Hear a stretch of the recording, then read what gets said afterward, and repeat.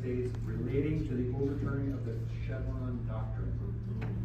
Can each of you give us your understanding of the ruling and whether you agree or disagree with the ruling and why? Katherine.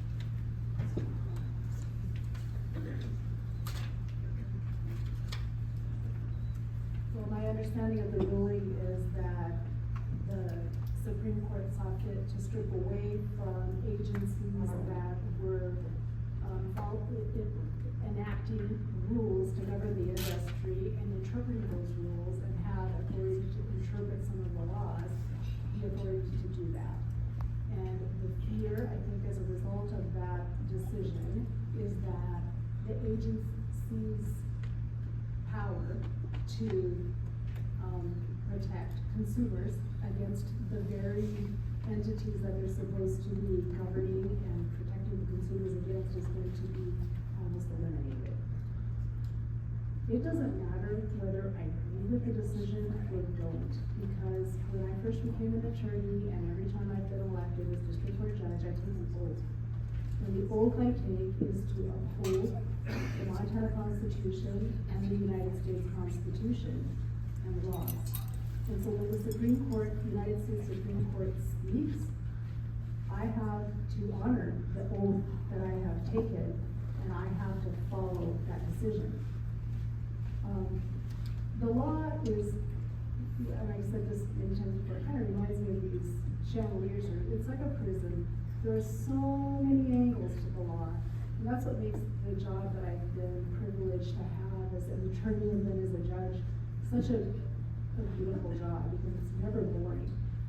The creative approaches of the attorneys who are representing litigants in cases really can focus on a different facet of the prison than anybody else ever did before.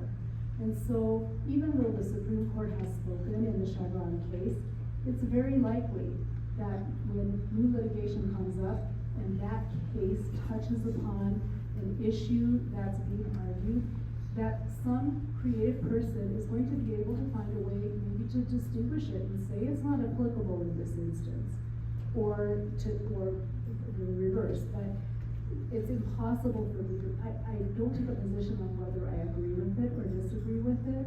I will have to listen with an open mind, consider the unique facts to each case that comes before me, and the applicable law, including that case, and make a decision. But I can't in advance say whether it's a good decision or bad. Thank you.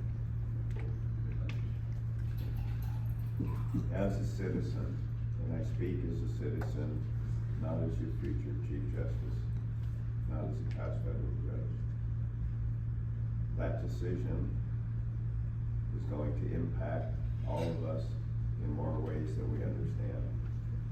Having been a federal judge and having reviewed many, many cases that come out of the administrative process where there are scientists, both social scientists in certain cases, biological scientists, chemistry scientists across the board. Those folks have the expertise to inform the courts in terms of what is the right way or the wrong way in a particular situation, a particular issue that comes before the court. As a judge, as Judge Bidegaray says, we're obligated. That is the law of the land. We're obligated to follow that law when it comes before us and if the issue comes before us in a particular case. I don't think it's a good decision. Again, as a citizen, I make that demarcation. First of all, it puts a burden on the federal courts, which are number one, understaffed, underfunded, overworked. The state courts are even worse in terms of being underfunded, overworked, and understaffed. All of these, I'll use an example which you've probably heard, Social Security cases. Social Security cases, there was an administrative system in place where you had administrative law judges, hearings officers would hear the case in the first instance, an qualified administrative law judge would assess the hearings officer make a determination, and the person had a right to bring that before the federal court, a United States District Judge, to make a determination whether that decision was correct. The system worked. Now, every one of those, Social Security issues will come before the court for a jury trial. And the jury system is the most remarkable, invention, if you will, of the American democracy. It was the most hard-fought issue in the Constitutional Convention of the United States.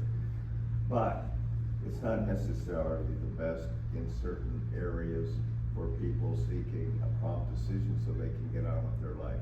The Social Security Administration, by way of example, has been a marvelous example of administrative law. The same applies. I worked on the environmental cases out of Butte. I was fortunate enough to be the mediator in the multi-million-dollar, $257 million settlement of the state's natural resource damage claim against ARCO for the mining issues in Butte and Anaconda. The point I want to make on that is that those issues and all of the scientific information is synthesized by experts at the administrative level. Then that is funneled down to a hearing officer, ultimately to a judge. Without that, does this say to a judge, well, you're gonna take this on day one? Not that ultimately they wouldn't be capable of doing it with good assistance, but you can understand the delay. And we cannot afford delay in people's Social Security decisions. We cannot afford delay in environmental decisions, etc. So at the end of the day, as a citizen, that decision would happen. Would I follow it as a Chief Justice? Yes. I doubt that those decisions would impact us directly. But everyone needs to bear in mind the destruction of the administrative state in the federal government is of great concern because of the massive nature of it, but of also the detailed scientific nature of the issues that are distilled with good people in those administrative positions